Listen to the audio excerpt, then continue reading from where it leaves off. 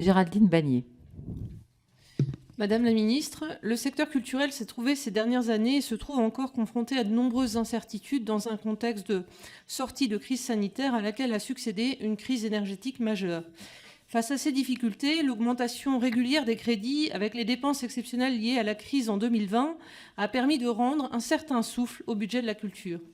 Le secteur, vous l'avez rappelé lors de la cérémonie des Molières, a en effet bénéficié, en plus des crédits qui lui sont alloués, de plus de 14 milliards d'euros d'aides exceptionnelles, chômage partiel, PGE, année blanche pour les intermittents du spectacle, etc.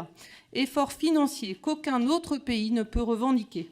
Parce que la culture nourrit et change la vie des hommes, nous saluons au groupe démocrate cet engagement et formons le vœu qu'il se poursuivra.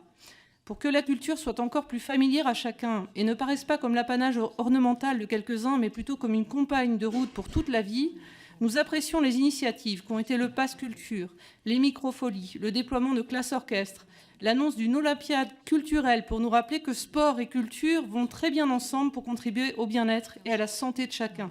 Le livre, érigé en grande cause nationale, a aussi permis de fixer l'ambition d'un peuple de lecteurs, et il est bien naturel que le peuple français le soit, au pays de Molière, de Voltaire et d'Hugo, mais aussi de la marquise de Sévigné ou George Sand.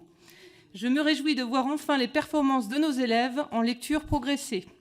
Nous avons auditionné ce matin Régine Achando et le Centre national du livre.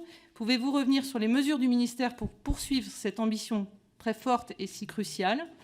Et j'ai notamment été interrogée sur le soutien à l'action Jeunes en librairie. Pouvez-vous nous apporter des précisions sur ce dispositif précis ? Merci Madame la députée. Pour les socialistes apparentés,